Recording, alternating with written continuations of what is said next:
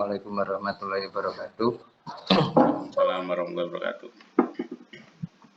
Alhamdulillah malam ini kita bisa berdiskusi bareng atau membedah satu karyanya Agustinus Wibowo yang berjudul Garis Batas. Buku ini ada trilogi ya, tiga buku yang menulis tentang perjalanan beliau itu di negara Afghanistan, di negara Kazakhstan, Uzbekistan, dan lain sebagainya itu. Nah, kenapa buku ini menarik? Mungkin nanti akan disampaikan oleh Pak Prat. Cuma dulu saya membaca buku ini tuh sebelum menikah ya, membaca buku Garis Batas ini. Yang saya masih ingat itu saat Agustinus Wibowo itu ditanya sama reporter Metro TV waktu itu. Di TV ditanya, loh, bagaimana Anda bisa berapa biaya yang Anda butuhkan untuk ke Afghanistan, ke sana, kenapa dan memilih ke sana? Agustinus Wibowo itu balik bertanya, kenapa pertanyaannya uang yang saya bawa berapa? Kenapa kok saya bisa mau ke sana? Itu awal, terus akhirnya ini saya pernah membaca sekilas itu. Mungkin Pak Pra bisa menjelaskan lebih jauh. Kalau Agustinus Wibowo ini asalnya dia dari Lumajang kalau tidak salah itu. Terus ambil kuliah di Cina. Setelah lulus, yang bikin menarik itu beliau tidak berpikir jenjang karir atau apa, justru ingin menjelajah negara-negara Afghanistan dan sebagainya. Nah, pembukaannya mungkin di situ. Silahkan Pak Pra. Ya, terima kasih.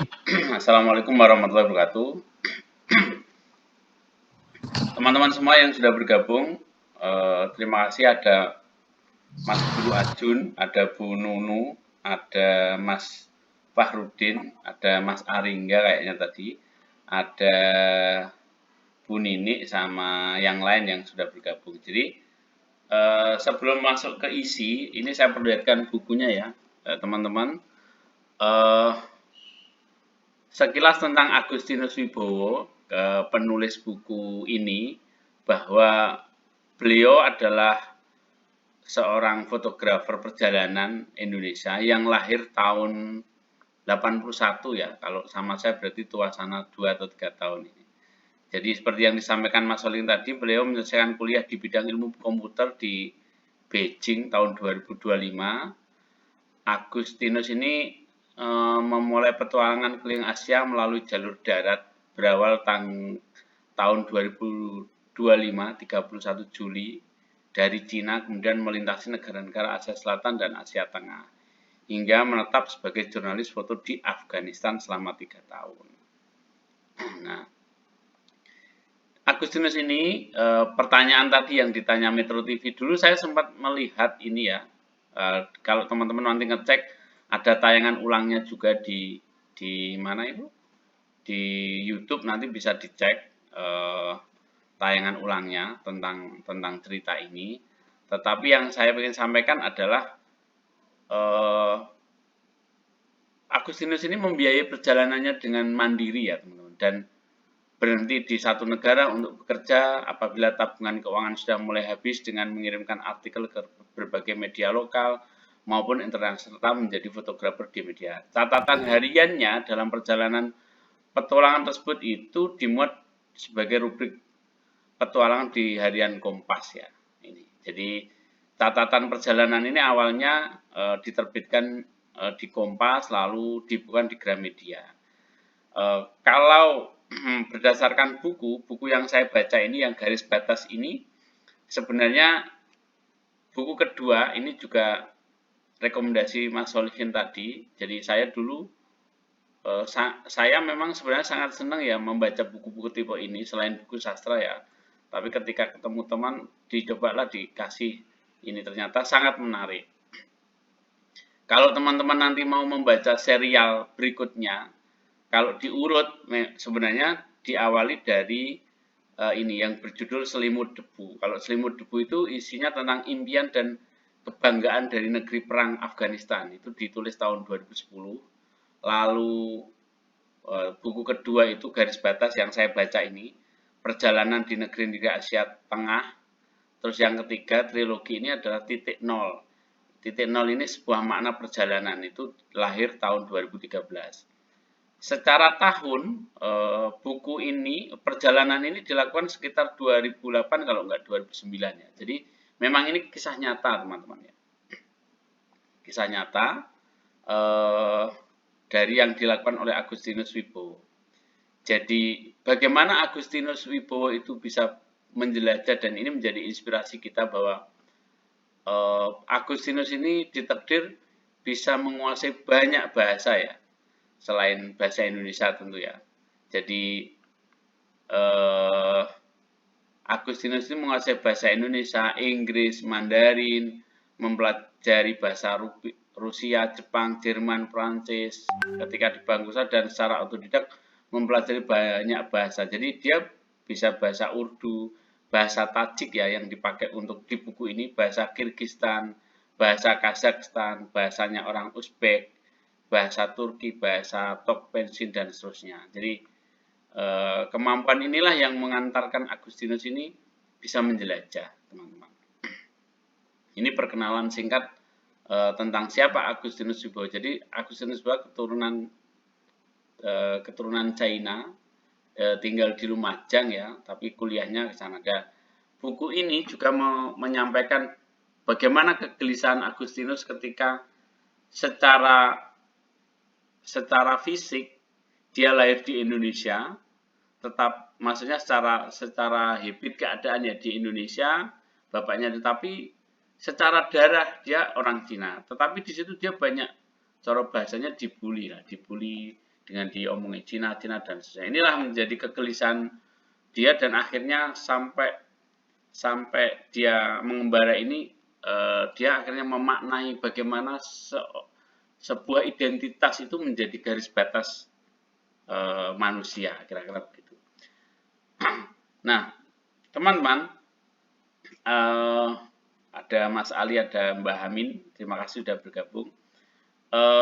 Saya melanjutkan bahwa ketika saya membaca buku ini, saya tuh lihat kenalnya kan Afghanistan, Uzbek itu kan kenal ya. Jadi di buku ini teman-teman, di buku ini tuh Agustinus menceritakan perjalanan ke 6 negara ya. Ada dimulai dari sedikit Afghanistan, hanya di pembuka saja, karena Afghanistan itu ditulis di buku pertamanya sebelum ini yang sudah saya sampaikan tadi ya. Ada buku yang berjudul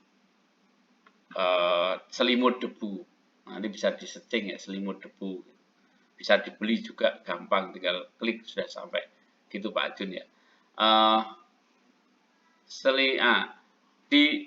Di buku ini ditulis dengan 1, 2, 3, 5 negara, 6 negara. Pertama tentang Tajikistan. Tadi Afghanistannya sedikit, tentang bagaimana beliau Agustinus ini mengembara di Tajikistan, menembus batas di Tajikistan ketika dia melangkah dari Afghanistan menuju Tajikistan.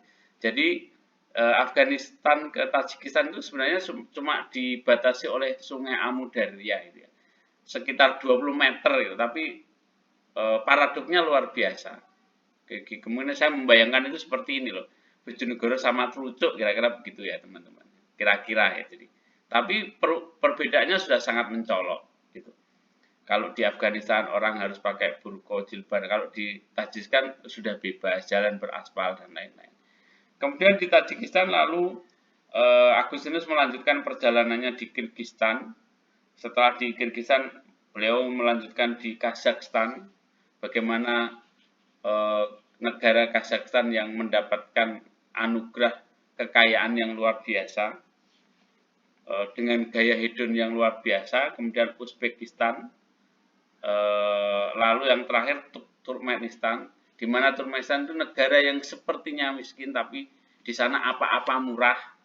Yang paling saya ingat itu adalah harga pesawat terbang dari kota ke kota itu senilai 14.000 di tahun 2009 ya.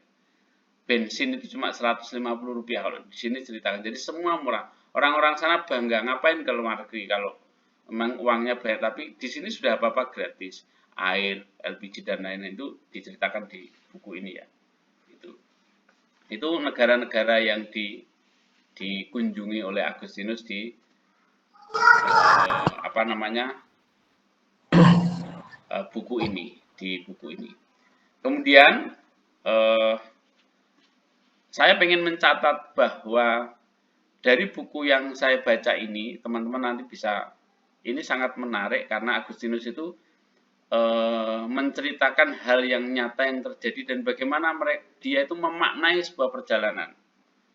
Benar-benar dimaknai ya. Jadi ketika dia berhadapan dengan sungai Amudarya yang bagaimana Amudarya itu berkelok-kelok, memanjang, membatasi gerak-gerak manusia di sana menjadi sekat-sekat, menjadi batas-batas itu, Agustinus sangat pandai memainkan kata yang tidak sekedar kata, tapi penuh makna, teman-teman.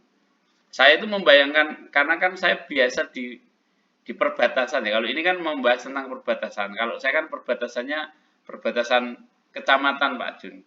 Dari Gondang ke Bubulan ke Dander itu. Tapi impian bayangan saya ini ibarat ini Agustinus ya ini ke Kazakhstan, Tajikistan. Bahkan teman-teman ini saking saya menghargai Agustinus, ketika menyelesaikan buku ini, saya selesaikan di atas jembatan yang menjadi pemisah antara Kecamatan Sekar dan Kecamatan Gondang. Itu ada desa namanya Tengaring dan Samantibal. Itu saya foto, saya kirimkan ke Mas Soli ini.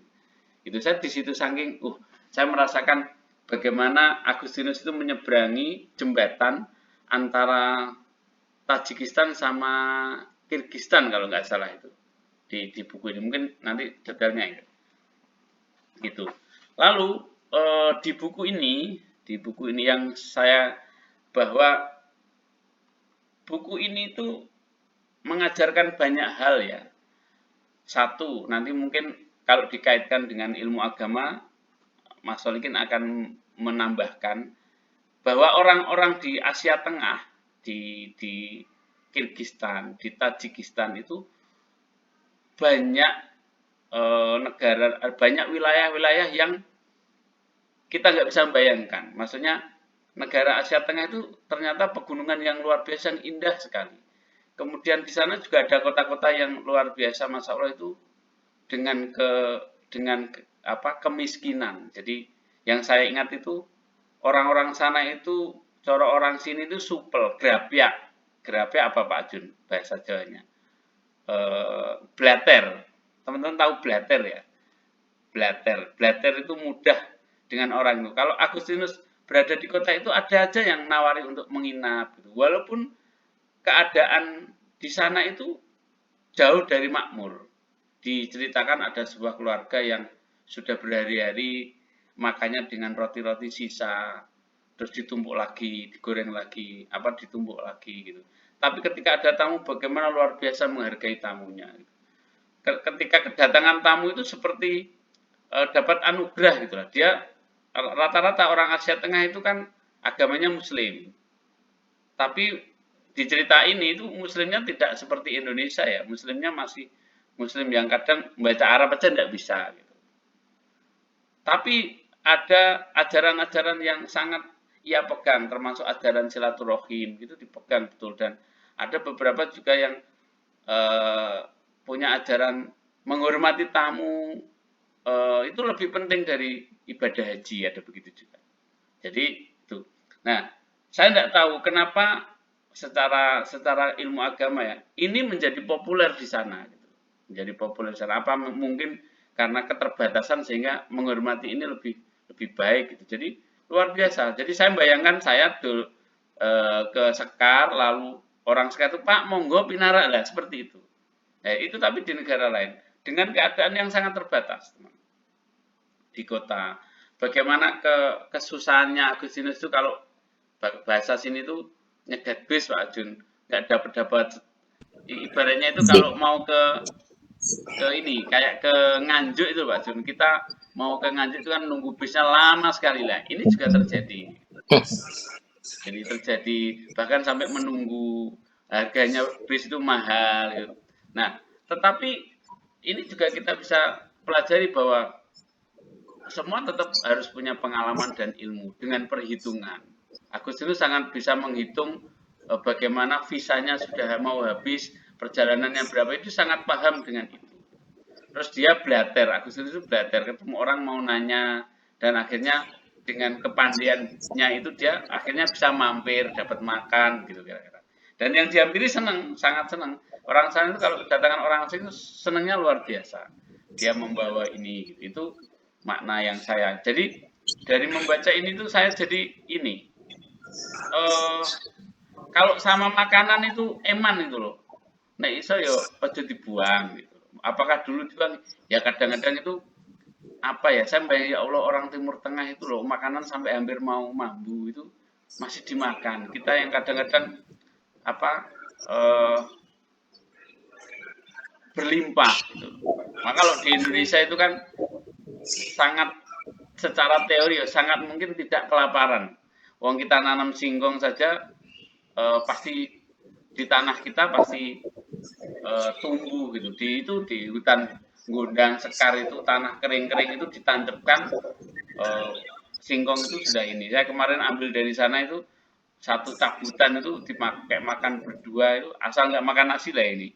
Itu aja sudah berhari-hari. Sudah mau mampu ya di kulkas digoreng lagi Pak. Habis digodok nggak habis ganti digoreng itu kan bisa kalau di Indonesia. Kalau di sana mau nanam apa kan nggak bisa itu. Itu pelajaran yang berharga yang saya pengen tanam ke anak-anak sama keluarga bahwa jangan menyia-nyiakan makanan. Di sana karena ada itu. Terus karena saking miskinnya kota itu banyak anak-anak yang dalam tanda kutip itu kurang gizi ya di salah satu kota saya agak lupa kotanya itu. Terus dan lain-lain. Ini perjalanan kalau membaca buku itu enaknya gini, apalagi sekarang sudah apa ya, sudah zamannya sudah canggih. Ketika sudah canggih itu, ketika kita tidak tahu kota ini gitu, kita bisa langsung apa istilahnya, langsung cari googling gitu. Oh kota ini bagaimana ya? Itu bisa. Jadi atau melihat ikonnya itu sudah sekarang sudah gampang kalau sekarang. Kalau dulu mungkin waktu tahun 2009 atau 11 ya, Mas Ulkin baca ini mungkin agak kesulitan, mungkin internetnya masih. Sekarang sangat gampang, cari Amudarya kelihatan, cari kota Os kelihatan, cari makanan khasnya ini ketik kelihatan. Jadi kita seperti menjelajah benar-benar itu, cari mapnya kelihatan. Ya, saya ingatnya ada map perjalanan ke sini. Jadi seperti kita terbawa, benar-benar kita terbawa ke ini karena si si Agus ini benar-benar detail ketika ini dalam memaknai sebuah tempat juga banyak pelajaran yang kita bisa ambil dari cerita ini. Kemudian teman-teman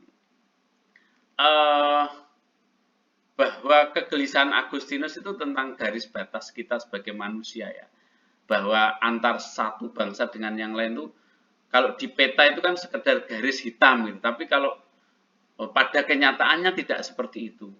Kita harus ribet masuk ke pos penjagaan, menunjukkan visa dan lain-lain. Yang lucu itu di cerita ini ya, Pak Jun ini bisa diceritakan ke muridnya. Pentingnya menghafal Undang-Undang Dasar 1945. Jadi Agustinus itu kalau sudah dimarahi orang sana itu dia ganti marah pakai bahasa Indonesia, tapi marahnya sebenarnya membaca Undang-Undang Dasar Negara tahun 1945 pembukaan bahwa sesungguhnya itu digitukan. Jadi lucu akhirnya cara ngomong kene wes gitu. Ya, ada dipakai itu jurusnya itu.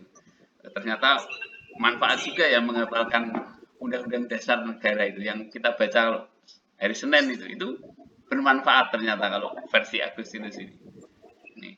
Terus setiap melewati perbatasan, bagaimana degdikduk kameranya ini pengalaman yang luar biasa. Terus itu. Kemudian itu tentang makna dan isinya ya. Isinya itu bahwa kota-kota di negara-negara yang saya tidak menyebutkan satu-satu ya. Itu banyak diceritakan di sini. Jadi garis batas itu kalau menurut Agustinus sebenarnya bukan hanya sekedar garis fisik tapi juga batasan dalam cara pandang budaya dan bahkan dalam kehidupan pribadi. Maka ketika kita turunkan dalam kehidupan kita, kita memang harus punya garis batas antar satu dengan yang lain.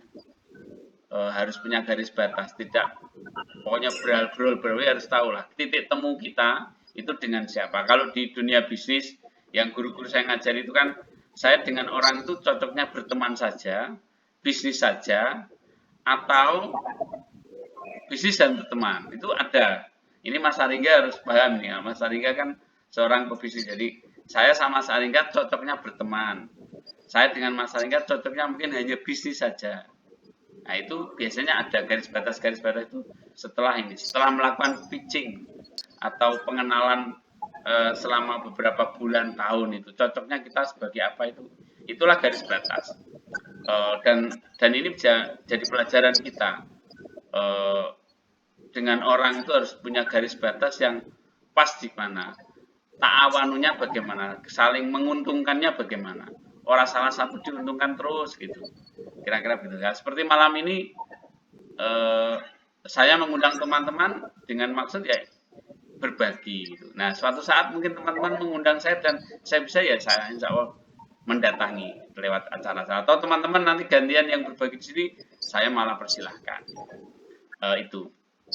Kemudian lanjutannya, kita nanti insya Allah sampai jam 9-an ya. Cara menulis Agustinus, teman-teman. Jadi, cara menulis Agustinus itu bisa menjadi pola untuk kita menulis buku. Setelah membaca buku ini, saya menjadi sangat kaya ide ya. Jadi ketika melihat sungai, ternyata itu bisa menjadi kemana-mana. Ketika melihat sumber air, itu bisa jadi ide tulisan yang kemana-mana. Dengan cara merefleksi atau dengan cara menulisnya gaya Agustinus. Tinggal sudut pandang kita dan goal tulisan kita mau diapakan. Ketika melihat batu-batu, ketika melihat adat istiadat, ketika melihat tanaman bawang merah di Trondonan, bagaimana tanaman bawang merah itu membawa manusia dari waktu ke waktu, peradaban dan seterusnya, itu dengan model gaya Agustinus itu semua jadi bahan dan menjadi perenungan. Karena maknanya dalam. Tinggal kita mau memaknainya bagaimana, mentafsirnya bagaimana, dengan apa itu. Itu. Jadi gaya nulisnya Agustinus itu gaya memoir yang original dan enak. Cuma di buku ini kadang-kadang saya agak kesulitan itu menghafal nama kota. Jadi bingung itu kota ini baliknya itu mengingat-ingat karena kan otaknya kota ini sudah belum ya, tinggal kadang balik lagi itu. Di awal-awal mungkin di bagian awal mungkin kita akan agak kesulitan membaca, tapi kalau kesulitan berhenti diulangi lagi. Tapi nanti kalau sudah di tengah itu seperti sudah tahu ritme musiknya, ritme cara menulisnya, kita akan lebih cepat pengen dan selesai gitu. Itu tentang isinya ya. Banyak halaman yang berkesan di buku ini. Yang paling berkesan saya adalah ada quote-quote ini ya.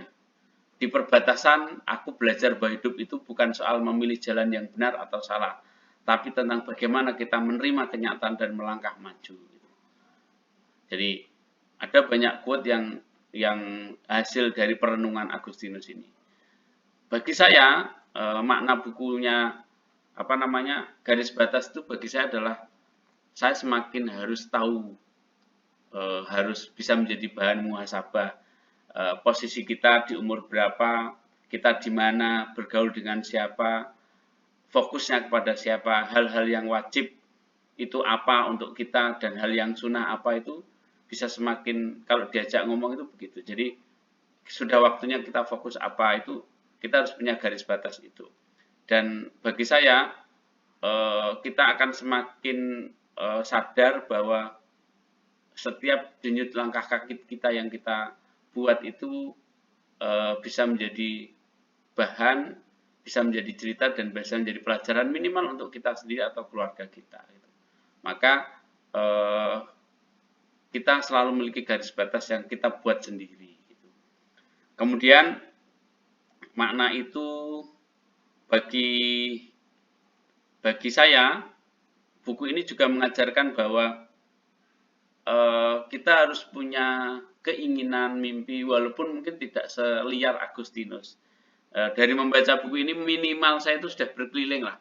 Bojonegoro itu sudah saya kelilingi. Mungkin setiap jengkal kecamatan sudah saya jelajahi. Dulu tahun lama, mungkin tahun berapa ya?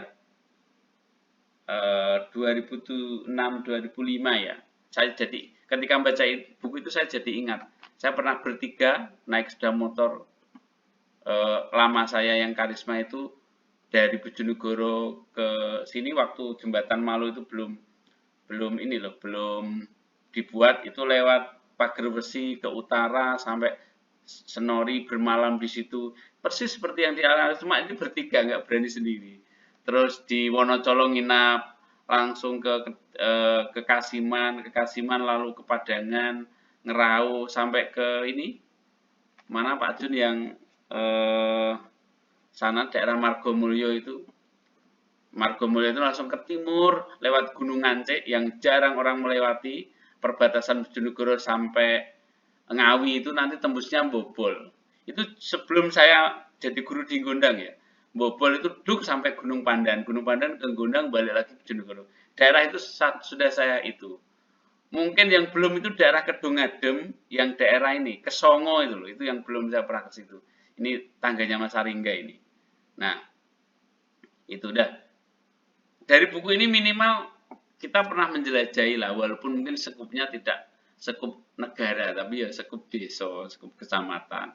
Syukur nanti sekupnya kabupaten, jadi Kabupaten Tuban, Lamongan. Nah, kalau Mas Solik ini sudah pernah ini ke mana-mana ya, teman-teman. Nah, ini banyak pelajaran lah, nanti banyak pelajaran. Mungkin tidak harus besar seperti Agustinus yang ini, tapi ini juga bisa jadi cerita. Siapa tahu generasi kita ke depan bisa lebih besar dari kita. Maksudnya kalau kita jelajahnya kecamatan, mungkin anak-anak kita jelajahnya kota atau pulau atau besok negara gitu. Memang harus dimulai gitu. Karena Agustinus sendiri kan sudah punya starting point ya. Dia punya corono privilege lah, tidak seperti orang desa polos langsung bisa begitu, enggak. Agustinus leluhurnya dari Cina merantau sampai ke Indonesia. Darah itu sudah ada. Terus cerita berikutnya adalah tentang cara menulisnya tadi sudah enak sekali ya. Jadi Agustinus itu menggunakan narasi yang kadang melompat antar waktu dan tempat, tapi masih relevan lah itu. Kemudian kita banyak mendapatkan asupan spiritual ya, asupan ketika kita gamang menghadapi kehidupan, membaca buku ini seakan-akan kita jauh lebih bahagia ketimbang membayangkan orang-orang di Asia, di Timur Tengah sana. Jauh lebih bahagia, lebih bersyukur dengan ini. Terus ketika kita hidup di Indonesia jauh lebih nikmat bagaimana kita beragama di sana seperti itu. Kemudian apa yang saya lakukan setelah membaca ya tadi, jadi benar-benar memaknai, walaupun belum bisa ya, tapi merenungkan pelajaran berharga yang bisa kita ambil adalah tentang membuka diri, membuka cara kelola, dan bagaimana kita bisa tumbuh dan membuka diri terhadap berbagai pengalaman hidup orang lain. Kita mendengarkan, kita berbagi gitu, karena di luar sana banyak orang dengan cara hidupnya masing-masing, tetapi mereka juga sangat bahagia. Kemudian kalau dibanding buku lain tentu ini sangat berbeda ya, kalau dibanding dengan Laskar Pelangi atau yang lain. Ini buku yang benar-benar dijalani baru ditulis, bukan sekedar fiksi ya, tapi ini benar-benar terjadi gitu. Dan tidak dibuat-buat. Jadi ada yang menegangkan ketika dia mau dirampok gitu tuh. Ketika visanya paspornya hilang gitu ya. Kalau dengan relevansi masa kini ini sangat relevan ya. Ini untuk bisa kita pakai sendiri atau ke keluarga atau generasi kita, bahwa dunia ini tidak terbatas. Walaupun ada garis batasnya, kita bisa kemana saja. Bahwa impian kita, bahwa keinginan kita bisa kita pupuk sejak kecil. Anak-anak kita sejak kecil. Masalah nanti terlaksana atau tercipta, wallahu a'lam. Nanti Tuhan yang akan menuntunnya. Kemudian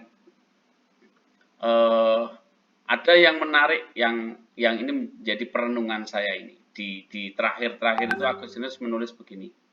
Mimpi orang Afghanistan adalah Tajikistan. Karena Tajikistan berlimpah listrik dan perempuan. Mimpi orang Tajikistan adalah Rusia. Karena di sana banyak lapangan kerja dan uang.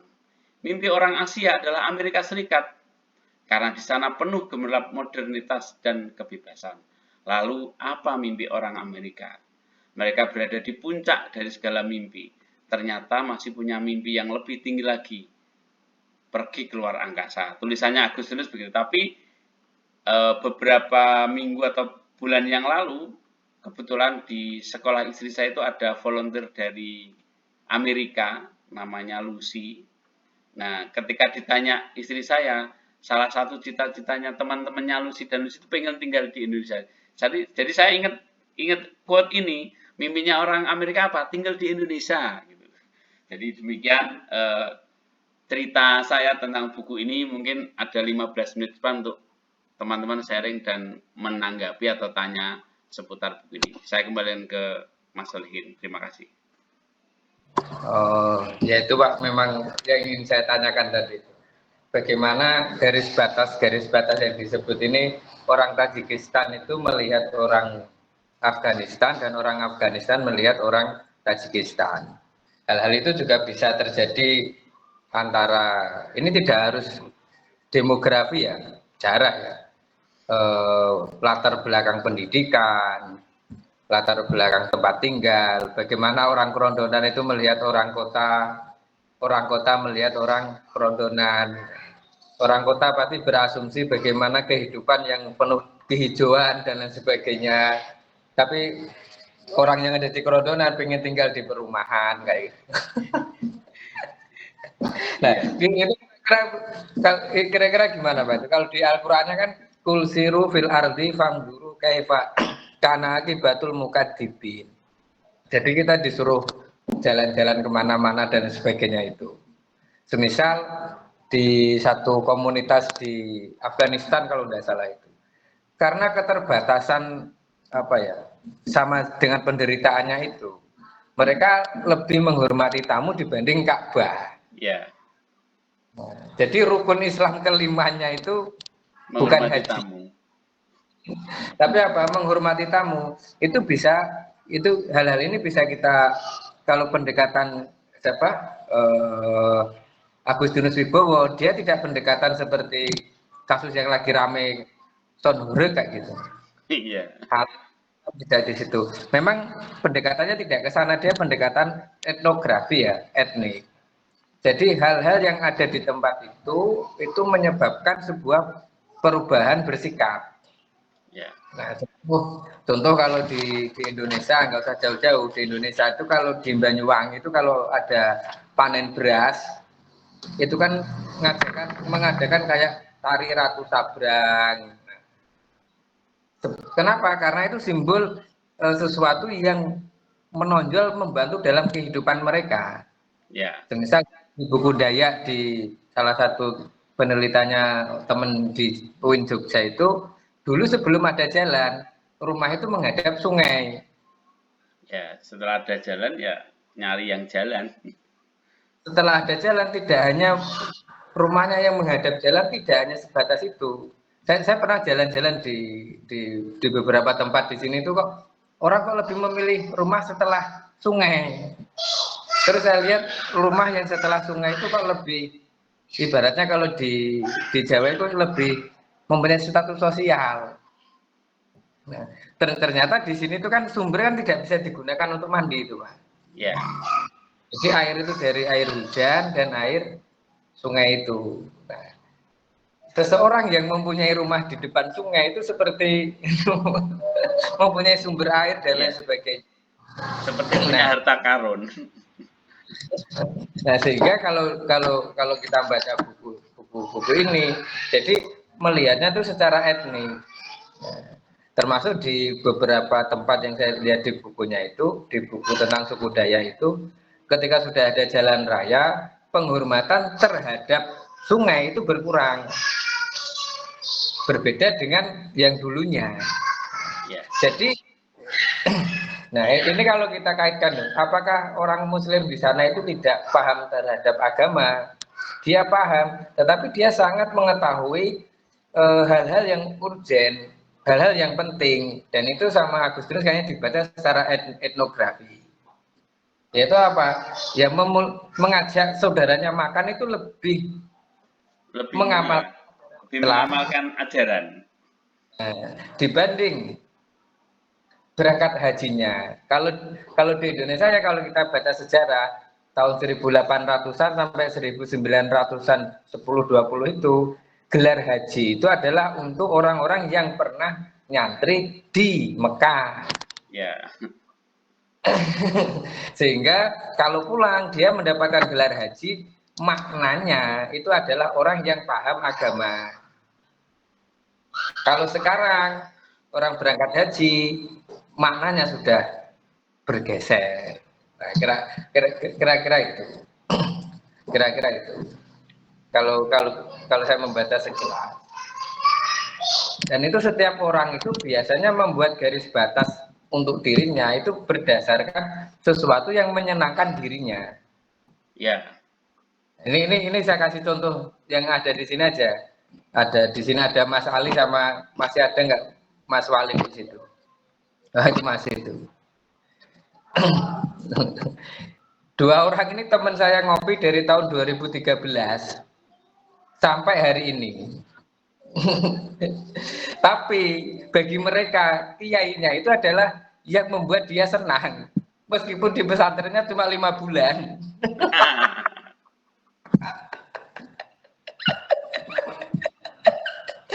Bahkan tokoh utamanya itu tentang agama itu bukan orang yang pernah ke pesantren. Nah, maksud saya bukan di situ. Maka di beberapa penelitian tentang etnografi ya, garis batas itu sudah bukan demografi lagi. Bukan kalau kita mau mempelajari sesuatu itu harus berangkat ke sana enggak. Tapi cara pandang kita, cara pandang dan pra pemahaman kita terhadap sebuah masalah tadi.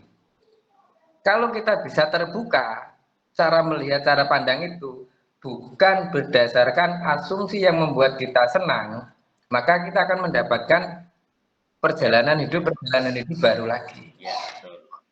Kira-kira sehingga ketika melihat sebuah objek masalah, kita tidak hanya dalam satu sisi. Semisal kira-kira itu.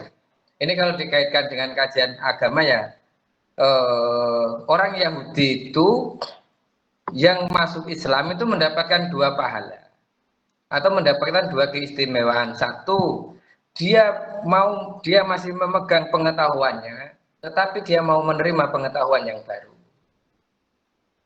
Kira-kira itu. Nah ini kalau saya contohkan di ini, teman saya yang namanya Ali sama Mas Walid ini, sampai kiamat pun, kiainya ya tetap yang 5 bulan di pesantren itu.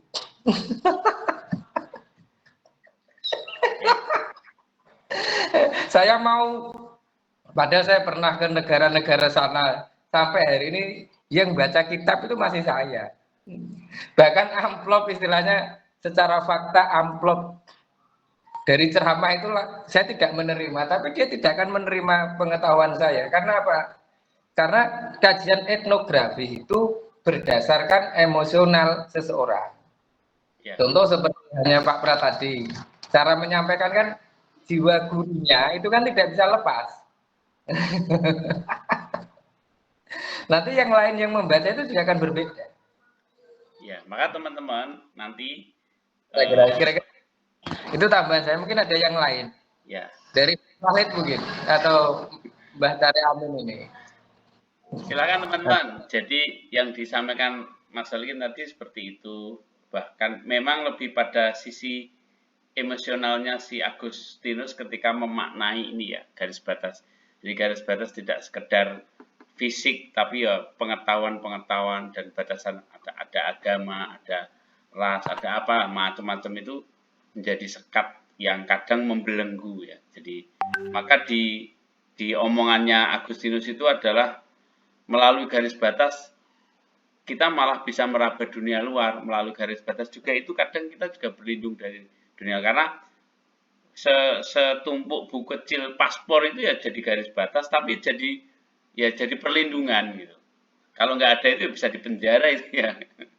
Kalau di negara itu. Yang lain teman-teman? Mas Adun, silakan.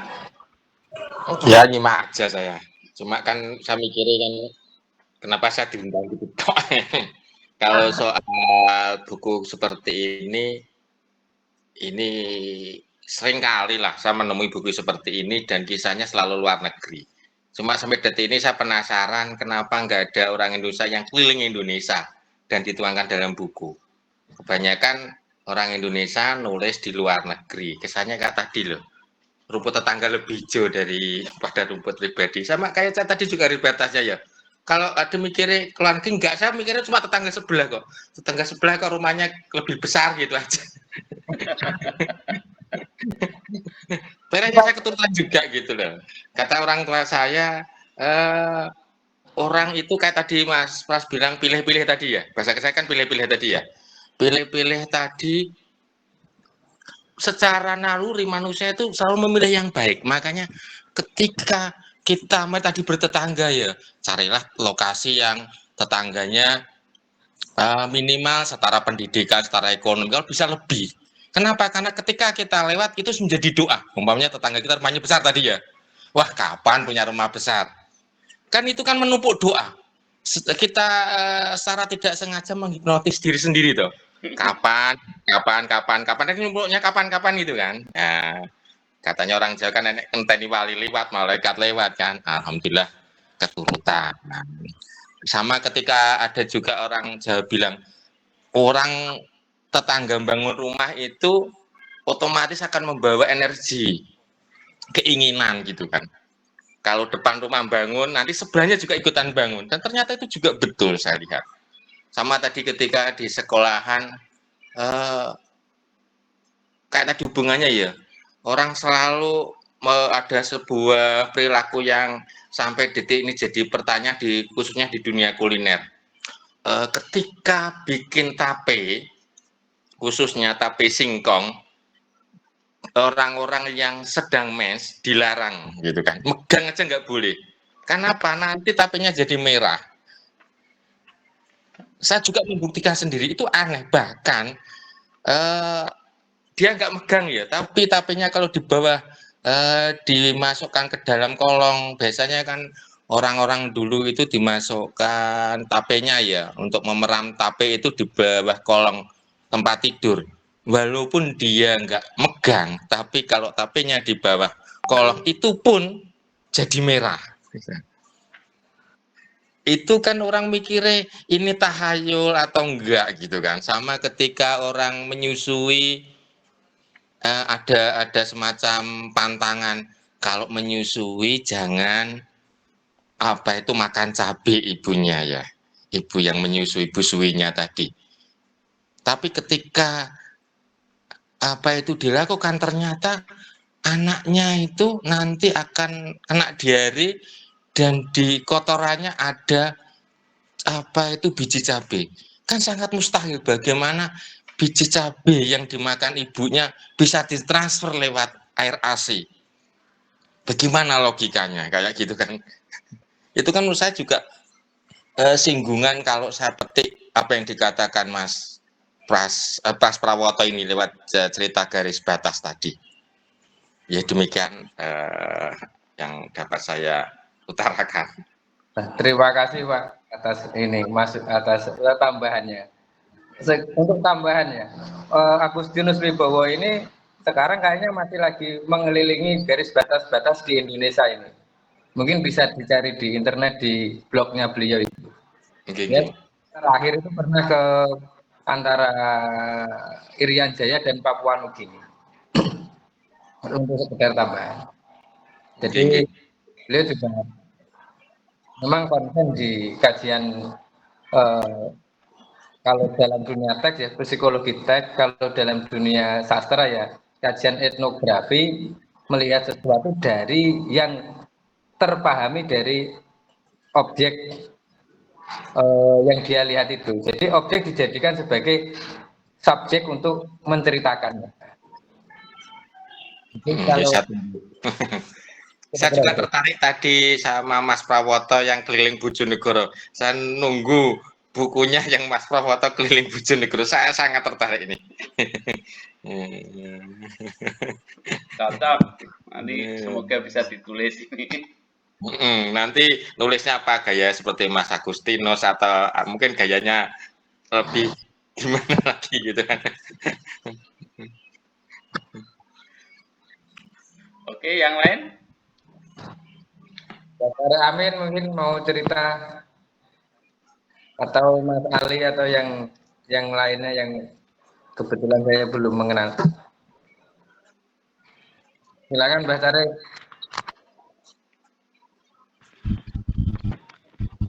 Prof, enggak ada, soalnya telat, jadi kurang bisa mengikuti, jadi pendengar saja, ambil ilmunya dari mendengarkan aja. Baik, saya ini nambah ya, di cerita akhir, Agustinus itu memotret negara Turkmenistan itu ya. Jadi bagaimana Turkmenistan itu dibatasi oleh kekuasaan sehingga dia tidak warganya, negaranya itu benar-benar dikuasai seperti, maaf ya, zaman dulu yang kita. Jadi apa namanya, nama-nama itu dikaitkan dengan penguasa saat itu, nama bulan itu dikuasai. Jadi untuk membuat pengukuhan kekuasaan ya. Jadi corono eling zaman Soeharto itu ada itu di Turkmenistan itu ada. Tapi semuanya murah. Jadi bahkan walah cara di duit rono, cara di ke sana itu naik pesawat itu cuma di tahun 2009 ya, itu cuma 14.000.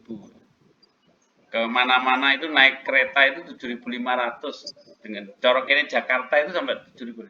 Karena saking itu nih, saking murahnya itu transisi Agustinus dari Uzbekistan ke Turkmenistan itu. Berarti dunia yang berbeda, padahal jaraknya cuma sedikit gitu.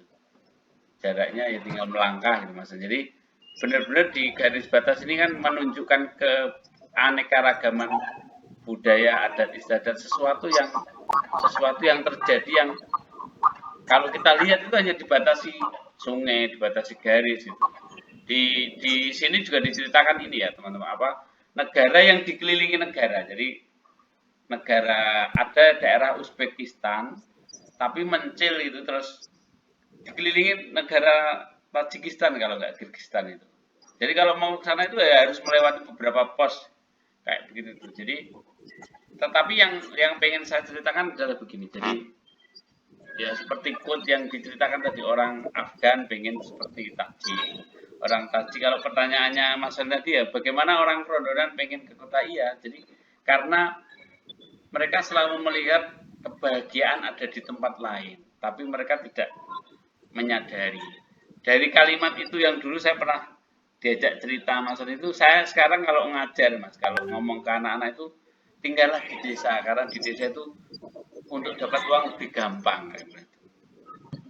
Karena tak tanya yang gini, ada yang nanya gini, pengen punya iPhone, tak bilang itu, iso, butuh waktu berapa tergantung kamu. iPhone 15 juta, pendangi PTE 10 ngendo kabeh 3 tahun wis dadi 1000. Tak hitungkan matematikanya ya. Jadi anak kelas 1 itu wah iya ya Pak ya. Iya ya, minimal saya omongkan iya itu loh minimal. Dan yang seperti itu kadang luput dari ini. Benar kalau karena saya seorang guru, saya akhirnya ceritanya seperti dongeng gitu. Jadi kadang-kadang seperti itu. Kita yang tinggal di kota pengen hidup di desa. Karek pengen godhog menyok karek njabut. Pengen ramban ya karek ramban. Sing nang desa pengen nang kutha, tuku bakso, nang KDS, nang Bravo. Kan memang bolak-balik begitu. Nah, yang terpenting ya sebenarnya tahu dan paham kita mau apa, hidupnya di mana, fokusnya apa. Sarang-sarang berarti ya Mas Prawoto ya. Iya, kayak saya sama Pak Ajun. Pak Ajun ngajarnya di SD. Mungkin orang nggak tahu kan, Enak ya ngajar SD mulai esuk ngono ya. Tapi kan ya nggak Enak begitu. ngajar, saya kalau pengalaman saya, enak ngajar mahasiswa. Loh. Mahasiswa sama anak kelas 1, mudah dibohongi. Jadi Susah bohongi itu anak SMP. ya seperti tadi Agustinus tadi orang Afgan melihat orang Tajik, tapi orang Tajik masih melihat lagi itu. Kan tidak ini. Pak Pra kok sudah lama di Kerondonan nggak pernah terpikirkan menjadi orang Kerondonan itu bagaimana itu? Loh, saya sangat terpikirkan menjadi Kerondonan gitu. Cuma ini loh, apa support sistemnya yang tidak mendukung ke sana. Dari dulu cita-cita saya seperti itu. Nah, menariknya modelnya siapa? Tulisannya Agustinus ini dia menulis secara etnik ya, secara emosional orang yang Membaca.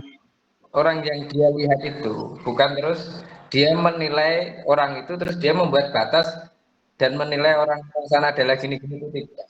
Ya. Jadi Dia memang benar-benar ini ya, benar-benar independen, dia melihat sisi dari orang itu kan. kira-kira. Nah, ini banyak hal kalau sekarang lagi mau 17-an ada bola voli. Ya. Ternyata voli itu tidak hanya nyemes bola terus menang terus pulang. Ternyata variabelnya itu banyak. Iya toh, ada kanan kirinya, ada prestisnya, ada kebanggaannya, ada Sem- uangnya. Semisal satu kampung itu yang satu punyanya perangkat desa, yang satu seandainya juga yang menang itu pasti kemana-mana. Iya, iya. Jadi ya tadi buku ini juga menjadi apa ya, alarm untuk kesadaran kita bahwa kita harus semakin mensyukuri yang ada pada kita dan memaksimalkan. Jadi bahasanya jenengan kan Biasanya kalau kita lihat itu juga mempunyai perasaan sendiri, yang mana kita tidak bisa hanya menggunakan dari sudut pandang kebenaran kita. Jadi ketika saya melihat objek Mbak Amin, Pak Guru di sini, terus Pak Pra, terus Mas Ali dan sebagainya, saya tidak boleh hanya menggunakan perspektif kebenaran yang saya punya. Saya juga harus memasuki apa yang perspektif yang menurut mereka itu benar, menurut mereka baik. Nah, dan kebaikan kebenaran yang dia bangun itu juga bagian daripada teori-teori kebenaran tadi. ya Kalau kan, saya melihat ya tentu cara menulisnya siapa? Agustinus Wibowo ini. Ya tentu itu menambah khasanah kita ya, kalau bahasa motivasinya itu bahasa kebijaksanaan kita. Jadi menilai seseorang itu dari banyak variabel dan sudut pandang.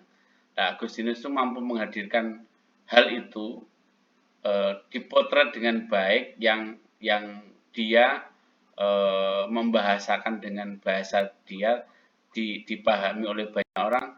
Tidak ada kebenaran yang mutlak ya, artinya kebenaran orang yang dilakukan, tidak menyalahkan, artinya kan bukan menjustis orang gitu ya. Jadi setiap orang punya alasan dan punya why-nya masing-masing, punya dasarnya masing-masing, punya kebenarannya masing-masing, dipengaruhi oleh berbagai macam keadaan dan yang membentuk mereka seperti itu. Kira-kira. Bu Nini, Bu Mas Nunu atau Bu Nunu ini, sama Pak Wito, Mas Wito, mungkin ada Mas Fahrudin. Waktu kita masih ada sekitar 10 menit lagi.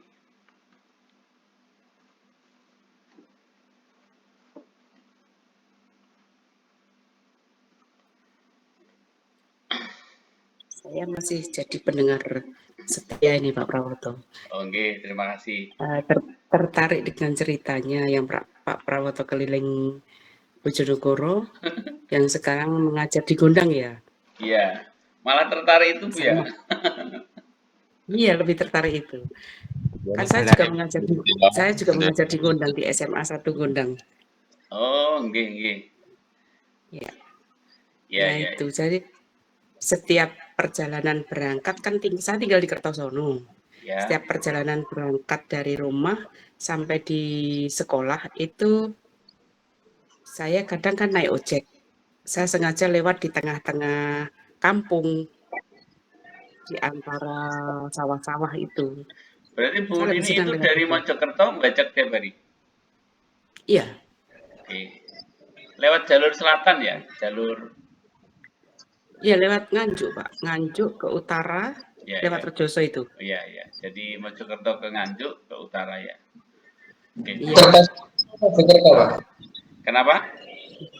Kertosono nopo Mojokerto? Mojokerto. Kertosono, Kertosono Kertosono. maaf ya, Kertosono. Iya, Kertosono itu timurnya Nganjuk, Ya, perbatasan Nganjuk, Jombang, Kediri. ya. Ya, saya pernah ke Banjur ke situ sama teman tuh mau ke Kediri lewat sampai Kertosono itu. Iya. Iya, itu kalau Iya. ingat apa namanya perjalanan itu tuh dulu sebenarnya kan ngerayain sudah motor tuh Pak Jun. Dulu waktu beli motor Karisma itu kan katanya handal itu. Saya buat jalan-jalan sama temen itu. Itu Ini, Pak. boncengan. Hah?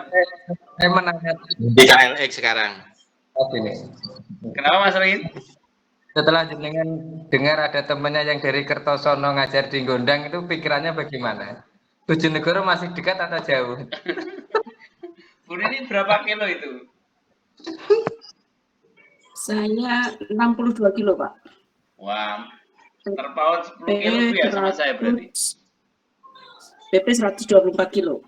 Ya, saya itu 53 nggak, kalau nggak 55 Bu. Berarti kacek 8 kilo. Wah, jauh Bu Nini lah, luar biasa. Pak Ajun berapa Pak Ajun? Iya, sepantaran lah pokoknya 50. Ini Kurang lebih. ini ngajar juga Pak Ajun di SD Ngerau Pak Ajun ya. Pandannya. Nah, Pak Ajun ini di kota, ngajarnya di Belan Barat sana ini. Jadi ya begitu Mas Olin. Tapi ibaratnya kalau dengar kata Kertosono, Gondang sama Bojonegoro kota Gondang itu pasti orang sudah berpikir beda itu, Pak ya. Iya, sepertinya jauh, ya Allah jauh sekali gitu. Saya berarti lebih dekat harus lebih bersyukur gitu.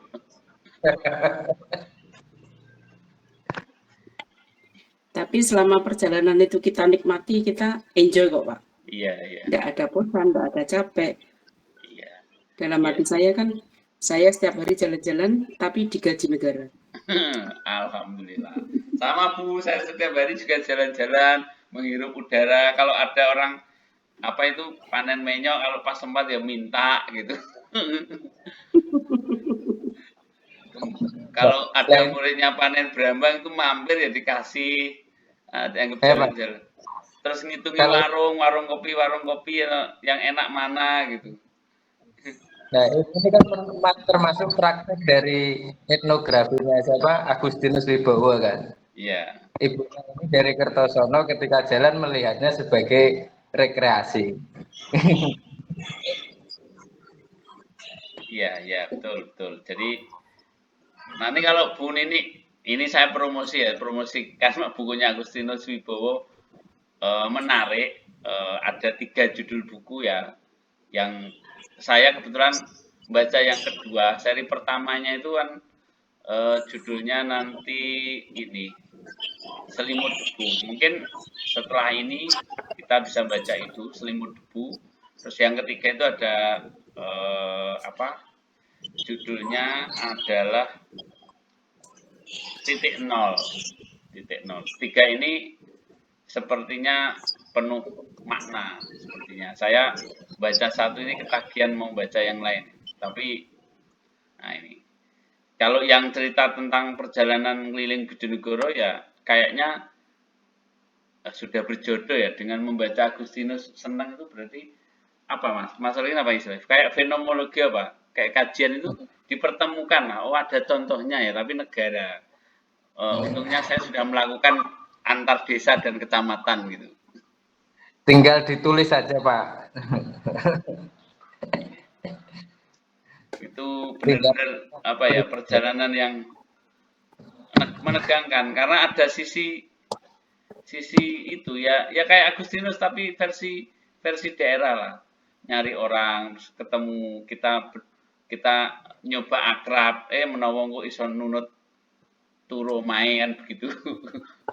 Nah di Pagersi ke utara itu alas yang Kawengan dan lain-lain kan, masa mau tidur di mana kan itu. Kalau teman saya itu dari Bojonegoro ke Jakarta naik sepeda itu dia tidurnya di masjid, padahal dia Nasrani. Ya cerita saya dengan Islam itu berterima kasih. Dua, satu gara-gara partai dulu, yang kedua itu karena masjidnya bisa saya tiduri. Gereja saya itu loh nggak dibuka kan.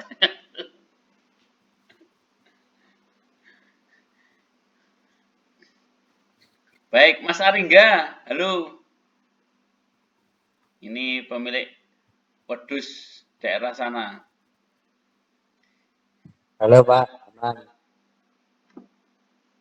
Ini wedusnya sudah keliling kemana aja ini kan? Setiap daerah kayaknya punya cantolan wedus kalau ini. Ini ilmunya Agustinus kepake juga ini.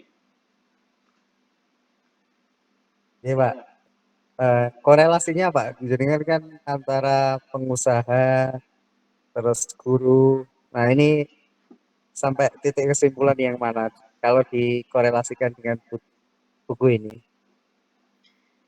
Ya, korelasinya adalah tentang cara berpikir bahwa di setiap tempat itu ada ilmu, ada kebaikan, ada peluang, ada kebenaran gitu. Korelasinya itu. Tinggal kita mau apa ya namanya? Kita mau fokus di mana, apa yang kita tekuni. Jadi di setiap tempat, di setiap keadaan, di setiap suku, di setiap bahasa, di setiap negara, di setiap lintasan itu ada semua hal yang sebenarnya kita cari ada. Tinggal kita respect terhadap itu atau enggak. Peluang semua ada, jadi itu ada. Kalau dihubungkan dengan ini, kalau sebagai seorang pendidik, ya dimanapun ada ilmu yang bisa kita ambil dan kita bagikan ke anak-anak. Seperti cerita Agustinus itu di anak-anak di Gondang, saya ceritani bahwa di negara ini begini, ada namanya, saya lagi nyusun namanya pelajaran ruang kolaborasi.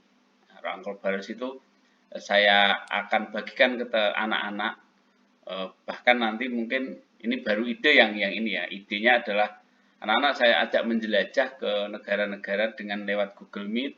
Nanti saya cari orang-orang yang ada di negara-negara itu, mereka akan langsung bisa bersapa, bertatap muka gitu lewat Google Meet. Kalau dari sisi pengusaha Mas Aringga, ya pengusaha harus jalan-jalan kan, ayatnya jelas fantasilu fil art itu.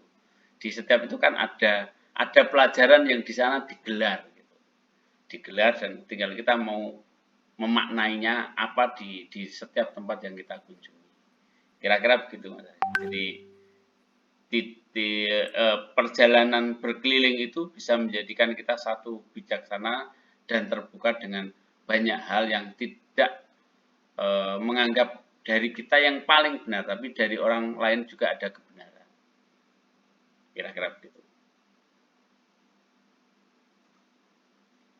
Terkait ambil perannya Pak, terkadang kita kan, apalagi kita di komunitas bisnis yang DNA-nya kan edukasi ya.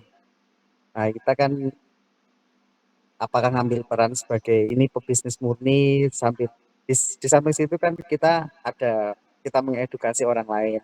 Nah, terkadang kan terjadi kebingungan, ini saya full bisnis saja atau ini saya kan baru mulai sih mengazamkan pengen nulis setiap hari meskipun itu di sosial media.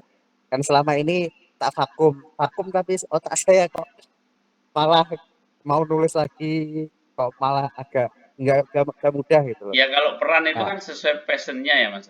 Kalau saya yang nah, bagaimana peran kita itu mau di mana itu kan sesuai visi hidup kita, mau ambil yang mana. Yang penting semua kan baik, bagaimana kita memahami kebaikan itu. Ya kembali lagi ke ajaran kita toh, bahwa hidup itu kan harus bermanfaat, sebaik-baiknya orang kan bermanfaat, katanya kan begitu. Nah, kemanfaat kita yang paling maksimal di mana? Ada orang-orang yang manfaatnya kalau dia bicara dan memberi motivasi serta memberi teladan. Ada orang-orang yang manfaatnya itu membantu karena kedermawanannya. Ada orang-orang yang manfaatnya dengan cara tulisan syiarnya. Ya tergantung kita. Jadi kayak saya, Bu Nini itu manfaat terbaiknya menjadi pengajar karena kita dianugerahi kemampuan untuk menceritakan ulang, mengambil pelajaran yang kita tahu bahwa ini dibutuhkan oleh murid dan ini tidak. Gitu.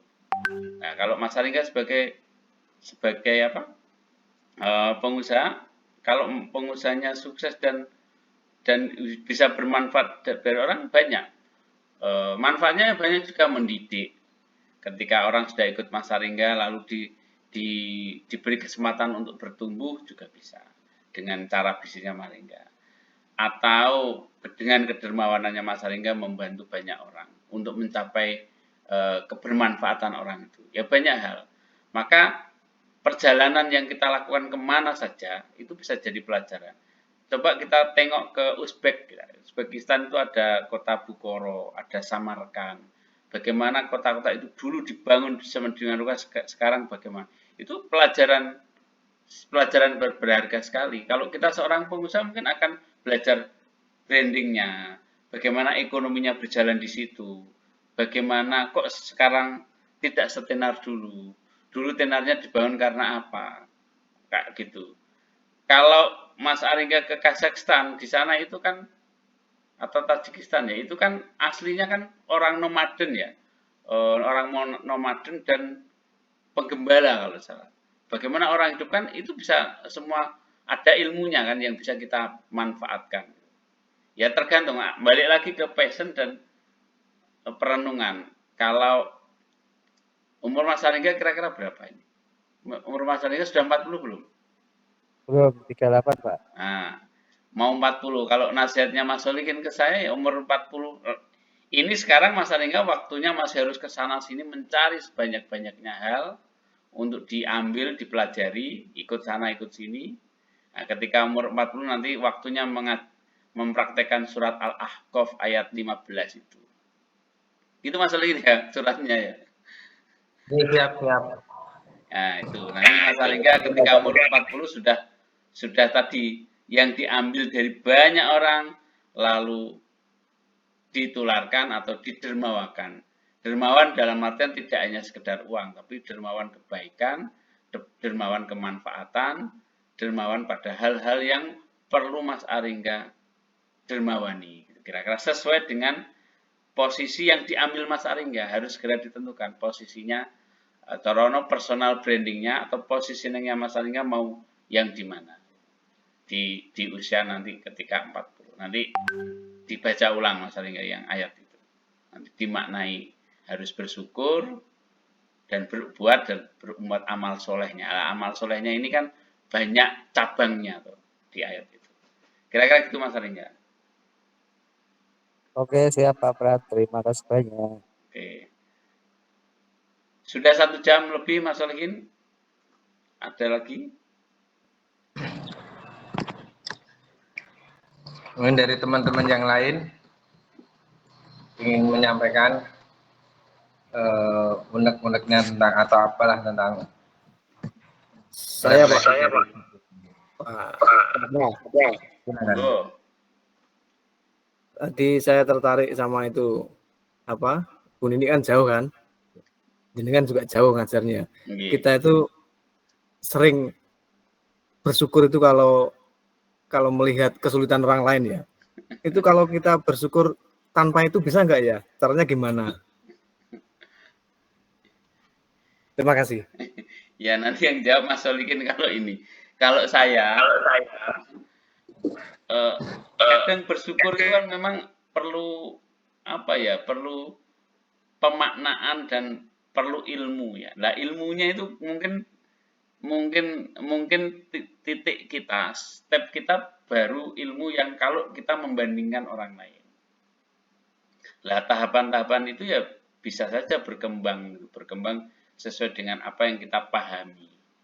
Maka itu dulu menurut saya tidak masalah Mas Kata. Itu dulu nikmat yang kita terima. Kadang kita nggak bisa memahami nikmat tanpa membandingkan nikmatnya atau kesusahan orang lain ya. Kadang-kadang di makom itu masih belum bisa kita. kita ya, saya kadang juga itu kan menurut saya wajar. Tapi mungkin teorinya nanti Mas Solikin bisa nyampaikan teori atau ayatnya atau hadisnya tentang itu. Silakan. Kalau saya melihatnya dari buku ini ya, justru Agustinus Wibowo ini ingin melihat, mengajak bagaimana memahami sesuatu itu dari objek yang kita lihat, bagaimana dia memahami sudut pandang peristiwa itu, bukan masalah membandingkan dan lain sebagainya ya. Kalau saya banding-bandingkan, misal saya yang dulu itu ngajar di Jombang itu malah tidak rekreasi itu, tabungan habis malah ngeluh itu. Tapi dari beberapa perjalanan saya dulu juga pernah dalam 1 minggu itu ke Jombang ya, ke Solo ya, di Bojonegoro ya. Di ketiga tempat ngajar ini tidak ada yang profit. Tapi kalau saya bayangkan, dulu saya mungkin pernah ke tempatnya Mas Arlingga ini.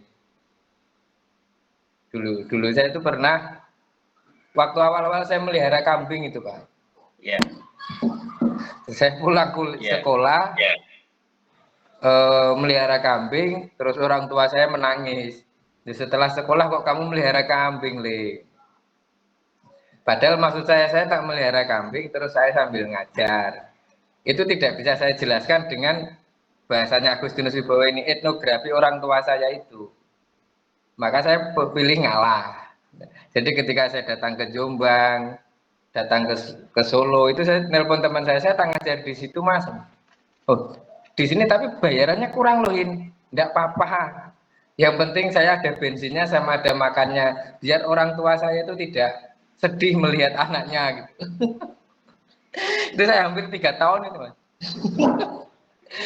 Kalau saya pikir-pikir sekarang ya, bicara secara etnografi itu ya, dampaknya itu juga banyak bagi saya. Akhirnya saya baca kitab itu terus kajian yang saya dalami hari ini itu awalnya ya, saya sering disuruh ngajar usul fikih dulu di Surakarta itu Pak, di Solo itu. Maksudnya manfaatnya itu saya banyak, sampai hari ini saya bisa mendapatkan manfaat itu. Sekarang saya banyak membaca buku-buku tentang usul fikih, padahal saya tidak ada background sama sekali tentang usul fikih. Ini kalau yang lagi ramai, yang lagi sound horror gitu, kalau saya bicara hukum, pasti akan ada orang memfatwakan. Orang yang tidak pernah belajar usul fikih dan yang tidak pernah belajar fikih, tidak boleh. Menurut MUI itu tidak boleh ngomong hukum. Saya pikir apa ya? Ya kalau kita mendapatkan kesulitan ya bagaimana kita bersabar. Kalau mendapatkan kenikmatan ya cobanya bagaimana kita bersyukur ya. Hidup kan cuma di 2 pilihan itu tuh. Ya. Bagaimana bersabar dan bagaimana bersyukur gitu aja kalau menurut saya. Ya. Kalau diarahkan ke sana. Kalau dengan melihat teman yang lebih jauh itu kita bisa lebih bahagia.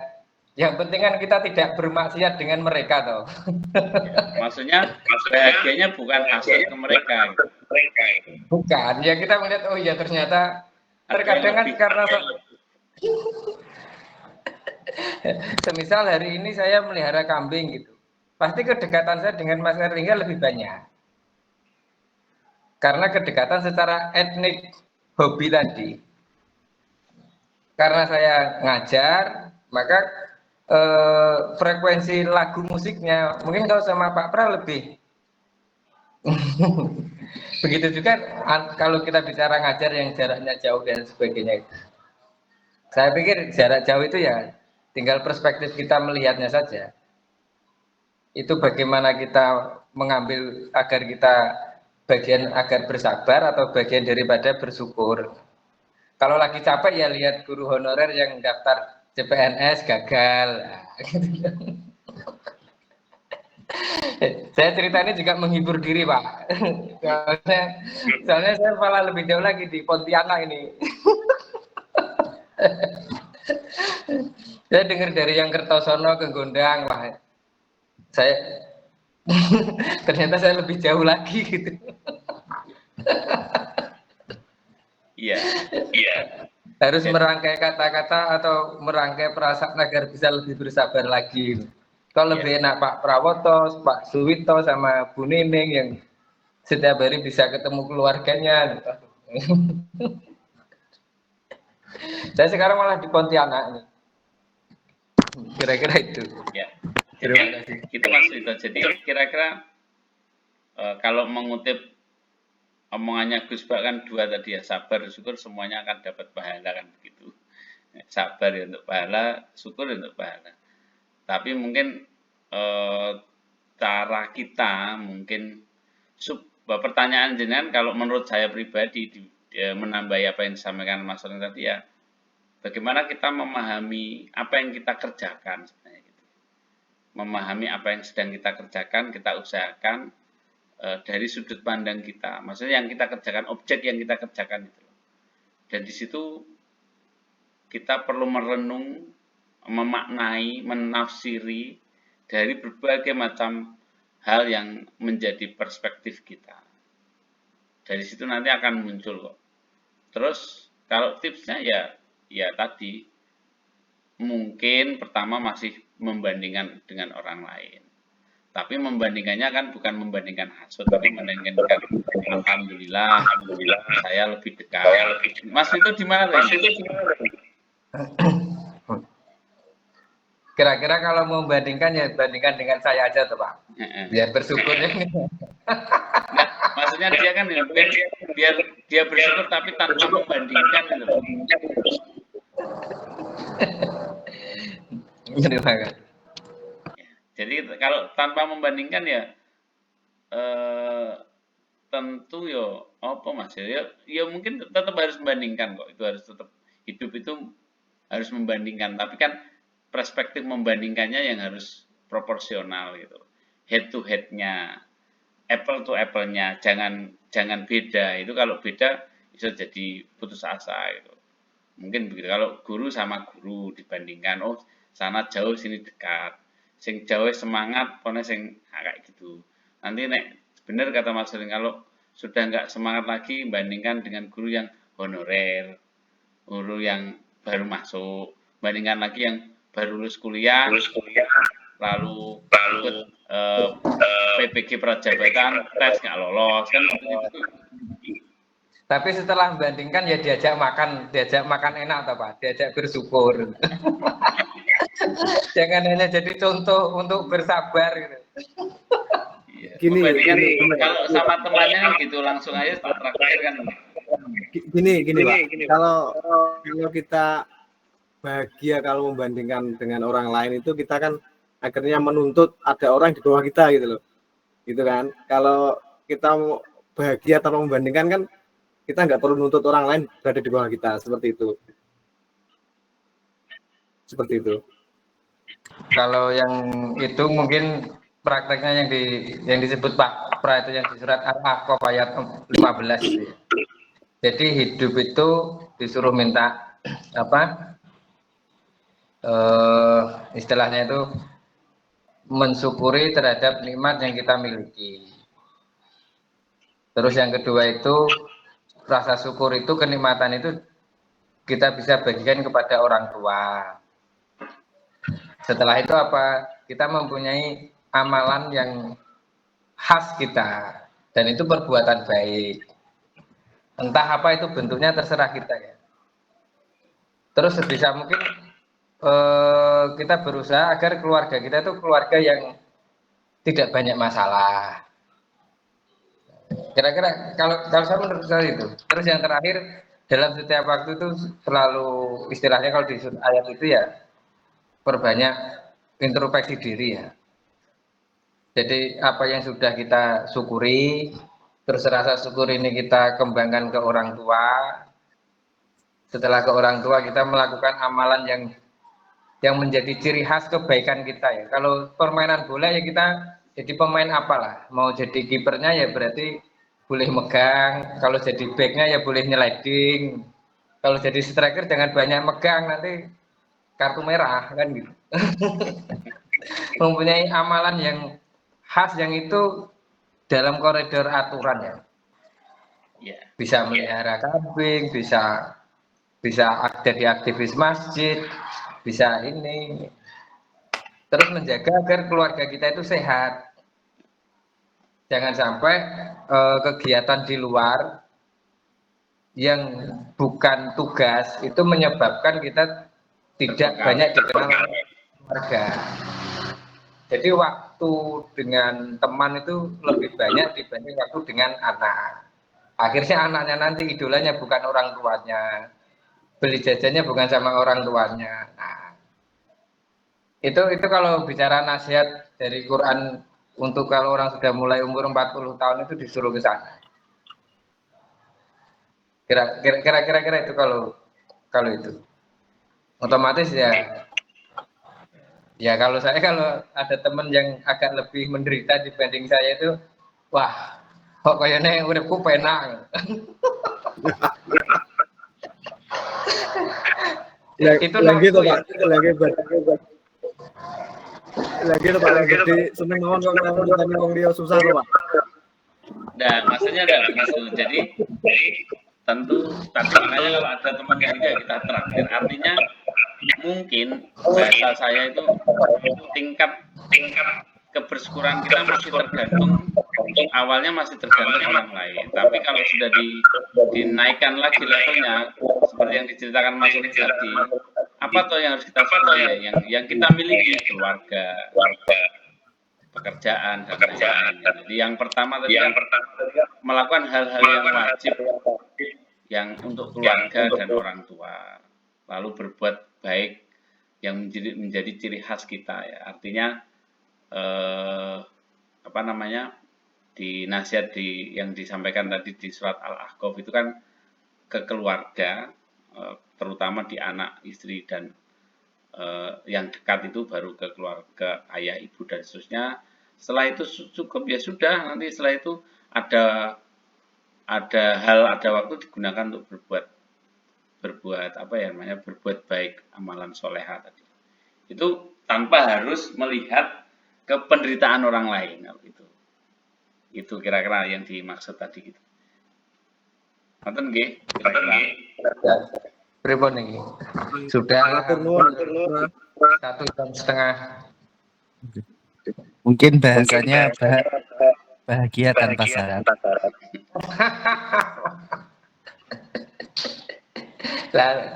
Lah niku Pak Suwito kali Mas Erlingga niku. Bahagia tanpa syarat. Nah, bahagia tanpa syarat juga harus punya epistemologi ilmu, harus punya pengetahuan ya tanpa syarat yang bagaimana. Kira-kira ya ada ilmu, ada fokus, ada hal yang sebenarnya kita perjuangkan. Contohnya yang perjuangkan ya nggak harus yang yang muluk-muluk. Iso njajakno anake bersyukur. Nek jere Gus Bak kan anake salat kok kene wis bersyukur nek iso ditraktir mergo dhek iso salat melanjutkan sujud-sujud kita kayak gitu. Anake gelem ngaji kayak gitu. Itu kan hal-hal yang kalau kata Mas Aringga bahagia tanpa syarat. Maksudnya ya syaratnya gak terlalu muluk-muluk. Gak harus duwe pajero, duwe wedhus kayak Mas Aringga 1000 kan kayak. Apalagi ngenteni wong susah kayak bahagia. Nah, atau tidak harus menunggu orang yang susah gitu kan. Gitu. Jadi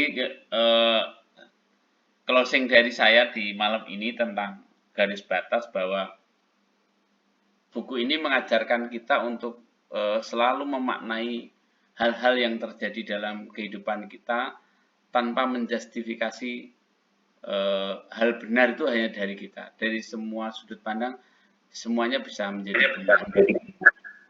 Satu itu. Jadi buku ini juga memotivasi kita untuk berkelana, tidak hanya secara fisik ya, berkelana secara pikiran, pengetahuan, pengetahuan dan pemikiran ya. Jadi mungkin kita akan belajar memaknai, menghargai, belajar dari cara berpikir orang lain, teman-teman kita mencoba menjadi tapi memahami cara berpikir teman satu dengan yang lain. Dan disitulah ada garis batas yang akan tercipta. Ketika kita punya garis batas dengan lain, kita akan tahu batasan mana yang boleh dan tidak boleh. Artinya yang bisa membuat orang lain tidak bahagia atau tersinggung, mana yang tidak. Kadang-kadang kalau kita tidak punya batas itu juga tidak baik. Tetapi dengan garis batas juga tidak membuat kita menjadi terkungkung gitu. Karena ketahuan kita, karena ilmu itu, akhirnya kita mempunyai garis batas yang dari garis batas kita juga terlindungi. Itu secara tidak fisik. Kalau fisik tentu tadi. Kalau berkelana, menurut saya berkelana tidak harus fisik ya tadi, dengan membaca, dengan bertemu orang, dengan memahami, dengan apa yang diceritakan orang kita tetap bukan kagum tapi istilahnya perhatian penuh, inklusif lah. Kalau ada orang cerita di situ ada makna-makna yang kita bisa ambil. Itu Pak Agustinus Wibowo mampu menangkap apa-apa yang terjadi di sekitar secara etnografi dan kemudian dijadikan itu sebagai sebuah ilmu yang bisa dibaca dan dinikmati orang lain tanpa harus memaksakan kebenaran itu kepada orang lain, tapi orang akan berpikir, kira-kira itu. Jadi teman-teman yang malam hari ini ajakan saya untuk saya pribadi dan keluarga bahwa menjalankan salah satu perintah ayat Iqra dengan membaca buku adalah bagian terpenting yang bisa kita lakukan. Maka di buku yang tadi saya buat hook di ini ada namanya buku 99 cara menjadikan anak keranjingan membaca, di nomor 1 itu. Di nomor 1 ini bagi saya seorang pendidik sangat menghantam saya. Apalagi yang punya sekolahan ini, Mas Aringga kayaknya punya sekolahan ini. Ini juga harus tahu bahwa nomor 1 itu bunyinya seperti ini, bahwa anak-anak yang tidak suka membaca akan mendapatkan masukan yang sangat sedikit, walaupun mereka bersekolah di sekolah yang terbaik. Mereka akan selalu tertinggal, mereka mendapatkan reputasi sebagai anak-anak yang dengan nilai ujian yang buruk. Mereka mulai merasa bosan tak lama kemudian, mereka pun akan kehilangan minat untuk belajar sekolah. Di sisi lain, anak-anak yang gemar membaca akan tetap bisa belajar dengan baik, meskipun harus berhadapan dengan guru-guru dan sekolah yang kurang bermutu. Anda tak akan membuat mereka mundur karena kecintaan membaca berarti kecintaan belajar. Kecintaan membaca adalah tanda-tanda yang terpelajar. Inilah yang malam ini saya bawa menjadi salah satu hidangan di malam hari di bincang-bincang buku ini. Banyak buku baik yang bisa kita nikmati, apapun genrenya, dan kita bagikan ke orang lain tanpa harus memaksakan kebenaran yang ada di buku itu, tapi kita mendapatkan kebaikan dari buku itu. Dari saya terima kasih, mohon maaf. Assalamualaikum warahmatullahi wabarakatuh. Saya kembalikan ke Mas. Terima kasih untuk Pak Prawoto, presentasi yang cukup baik ini, semoga bisa jadi istiqomah nih. Minggu depan ada seperti ini nih, biar saling baca buku. Terima kasih, kesimpulannya sudah disampaikan. Kita tutup di Google Meet ini dengan bacaan alhamdulillah. Assalamualaikum warahmatullahi wabarakatuh. Terima kasih teman-teman ya, semuanya saja. Mas Sito, Mas Aringga, Bu Nini, Pak Tri atau Putri Sudadi ini. Oke, makasih Pak Pra, ilmunya malam ini luar biasa. Terima kasih banyak. Saya sudah